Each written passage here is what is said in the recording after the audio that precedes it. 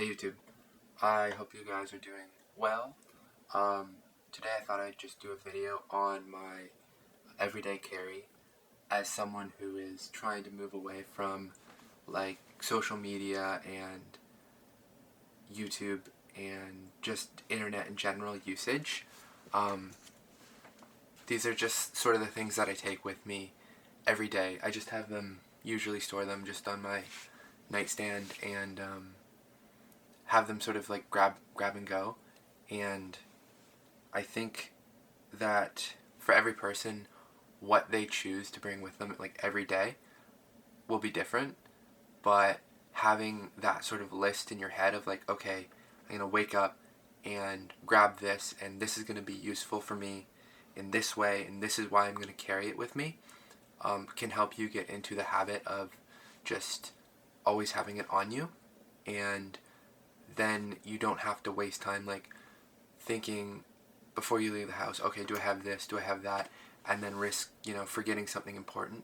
I think just having a list of what you're gonna have with you at all times and just getting into that habit of always taking it with you is really beneficial. Okay, so I'll get into the items. Again, don't copy what I'm doing. This is just what works for me. I can put links to some of the things in the description if you want to like take a look at them. But again, don't spend your money on things you don't need. Obviously, these are pretty cool things though, I will admit. So the first thing is this. I talked about this in one of my other videos. It's a pocket notebook. I just got a 3-pack on Amazon. It's, I believe, an A6 size. It's not too big. As you can see, I won't show too much, but like I write in it. And I filled quite a lot of the pages. I try to do like one journal entry every day, and then in addition I will usually do 1 or 2 quick notes every day. So one of these lasts me about a month or 2, and it's quite small, so I can just put it in like a jacket pocket. And I work outdoors a lot of the day, so I can just have that, on me. It's not too bulky. Cut.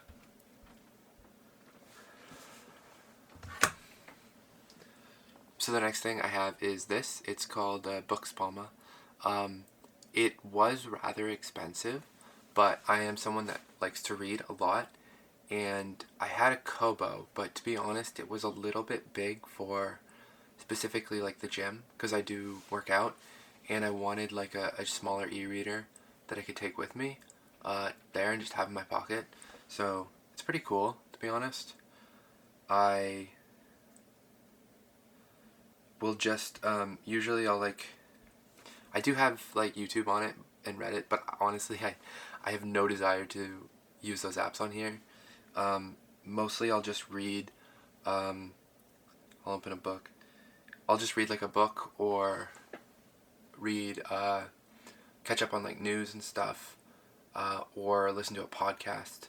I do really like the e-ink screen because it definitely sort of tricks your brain into not wanting specifically like video content. I find it is possible to like watch YouTube and get very distracted, but the experience is quite shitty, to be honest, and I like that I don't get distracted. There are a few like e-ink phones that are coming out now, and I have looked at them, but like I know the Minimal phone got released. There's a few others. I think it's a really cool technology. I wish more phone and tablet manufacturers would like use it, because it is rather niche right now, and it has been for the last like 10 or 15 years. So all the e-ink products that do come out are insanely expensive. So there's the text. As you can see, it has front light, I believe, and it is warm. So that's with it like on default settings, what I read. That's with like it very warm light. It does run on Android. There you go. And I'll show you. That's lit without without a warm light, and then that's it. Just like black and white with no front light. And then yeah, it's pretty fast for the refresh. These are just the essays by Michel de Montaigne. Great book. I would recommend it. But yeah, and I like that I can just keep it in my pocket like during the day and at the gym, and then just pull it out and read a couple pages, as opposed to like watching a YouTube video or just scrolling on Reddit. So for me, that price is worth it, but obviously for most people, I'll put the price in the description. I forget how much it was. It was, I think, over 300. But for you guys, I would recommend something like an e-reader, something like a basic Kindle. Those are pretty cheap. Because I think the basic Kindle is 6 inches, so you could just have that in your pocket. And I know there are workarounds to getting free ebooks. Like the software I use is Calibre, and I just keep all like my digital library on there. So anytime that I want to read a new book, I just plug in my e-reader and convert and just add it to there. And I really like Calibre because it has a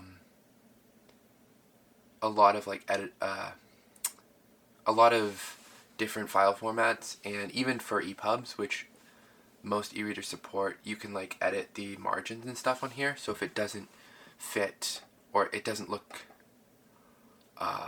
if the margins come out wrong in your e-reader, you can change it, which is kind of cool.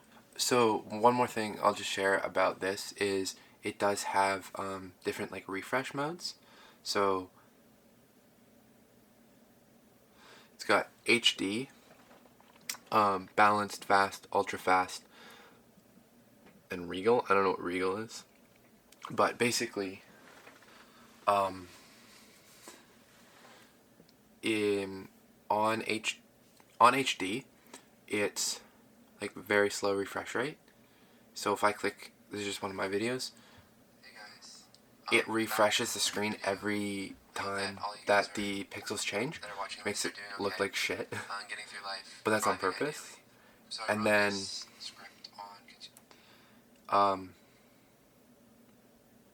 if I put it on ultra fast, it's a little better. You can watch a YouTube video. However, the experience is still quite bad, which I like, because basically what it means is if I want to listen to a video like through audio, if I'm like doing workout sets or whatever, I can do that, but I have no temptation at all to look at my phone, which is good. So basically I've just been like sticking to video essays or podcasts or stuff like that, where it's like hour plus long form content versus short form or just, short YouTube videos, which is nice. So basically I essentially use it similar to I would say an e-reader slash MP3 player slash iPod Touch, basically. So again, I would recommend it, or just getting something like a e-reader, like a basic Kindle, and if you have the money for it, maybe like a MP3 player. So next, just my earbuds. I think they're the Galaxy Buds 2. I just got them used from a thrift store, actually. And like buying earbuds used is something that most people find pretty gross, and I do too. Like I would never use the same like tips, but I just disinfected them and then put just some old like tips I had lying around, and they were pretty cheap, and they are like really good earbuds, I found. I find. Um,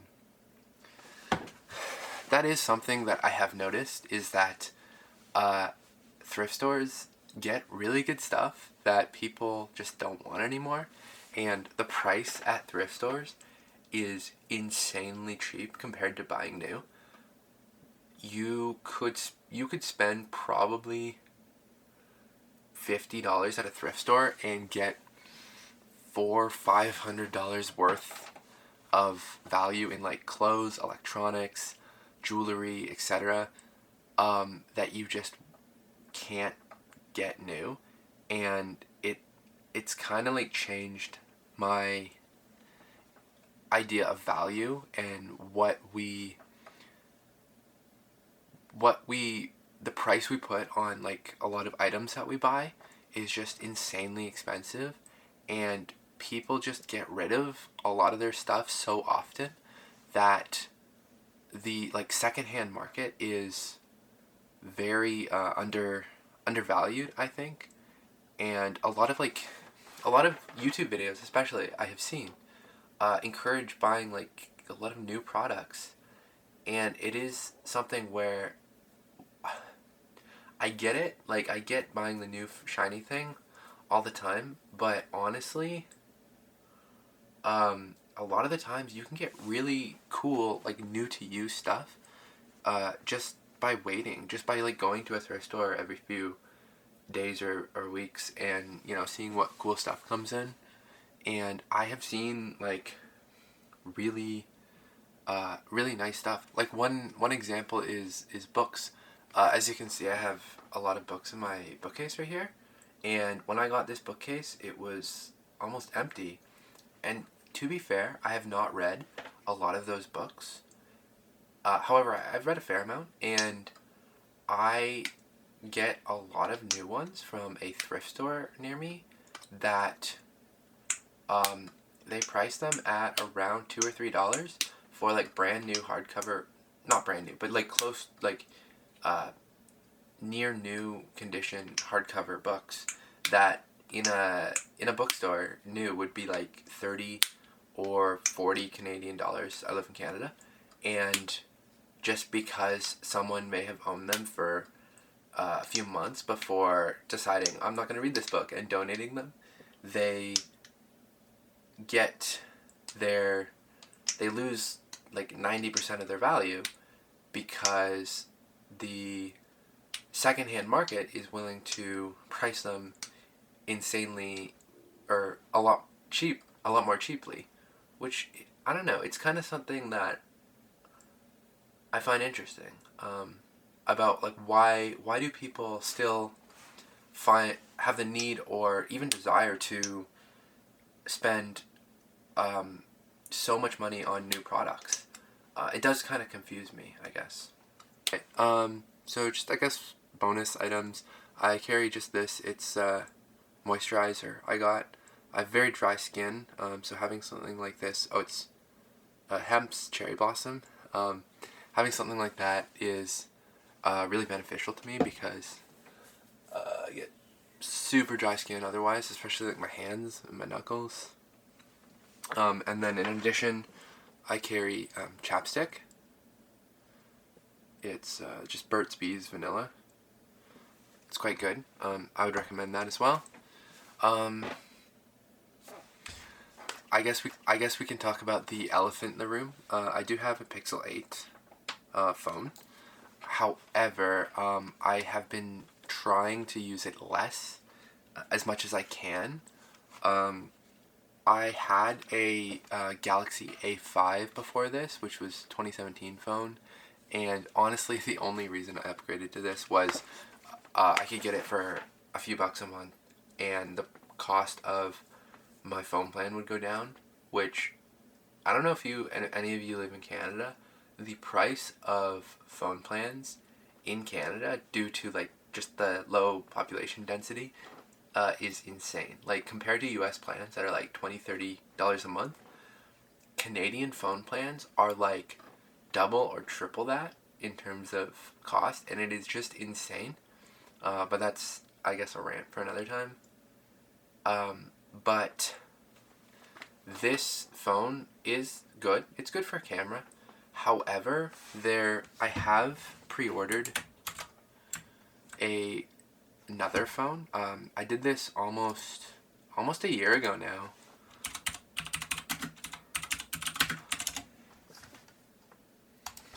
So I'll just put it on screen now. It's called the Lightphone 3. I've done a lot of research on this company, and their design philosophy, I guess you could say, seems to be that they want to return phones to a tool rather than a tool for communication and utilities rather than something that distracts us. So like I guess in a way, you want to give your attention to your phone, not your phone taking attention from you, is the way I look at it. The tools that it will have available will be the alarm, calculator, calendar, directory, directions, hotspot, music, notes, voice memo, podcast, and timer. And so just as you can see from those, basically their philosophy is to include tools that people would want in a phone, and I guess it would be like a notepad, calculator, computer, like a calculator, a personal calendar, something that has directions to get you around town or whatever, and like voice notes, and maybe has the ability to have like podcasts, but doesn't have like distracting applications like social media. And then they also say in future software updates, they're trying to add tools such as NFC payments, so tools that help people and make their lives easier, but not take time and time and focus away from people. I hope that makes sense. And so I pre-ordered it, and the reason I pre-ordered it was it was 50% off for early backers, which I do think it's overpriced, to be honest, as a phone, and for what it is. I know it's like a independent company, but I did pre-order it at 50% off. And so something like this Pixel 8, which I got, came out to about $5 a month, plus the phone plan. So what's that? 5 times 24 is, so it came out to $120 plus tax, so about $150 for the Pixel 8. But I figure with resale value, I can definitely make up the cost of the Lightphone 3. And again, I'm not saying that you guys should do that, but I do think that looking into ways in which you can replace sort of aspects of your phone with other devices that you have, like what I said about an e-reader, or maybe a MP3 player, or a notebook for just a pocket notebook for recording your thoughts day to day. So tasks that normally you would do on your phone, if you can sort of offload those to other devices / just different ways of doing it, I really think that is, or can be and is, for me personally, beneficial, because it removes the temptation. So if I pull this out to write a note down, or to listen to music, or to text someone, there is the possibility that I'll only do that. However, there is also the possibility that I will see a notification from YouTube or Instagram or Discord or Amazon sale or something, and I'll get distracted and just sort of get sucked in, I guess you could say. And I think I'm not the only person that this happens to. I think that this is something that happens to a lot of people. And for me personally, I think the best defense against this is to delegate tasks that you would otherwise do on this to different things. So that's all I have for today. Those are just sort of the things I have with me day to day, and it will probably change in future. I've been mixing it up with like what I carry with me and what sort of things I value in my life is as stuff to have on me. So I guess in summary, I would say just be mindful of what you carry on you, how you spend your time and focus, and I would recommend having like making a list of like an everyday carry, stuff you want to bring with you, and maybe setting aside like a place in your house or like by your nightstand or a dresser or something, and just lay those out like every night or every morning, just so that when you wake up and you have to leave the house, you can just grab and go. It's been really beneficial to me, to be honest. Yeah, I hope that this video wasn't too rambly for you guys, but I enjoyed making it. Let me know what you guys think of it, and just leave any questions or comments in the comment section. Yeah, see you guys next video. Keep living life.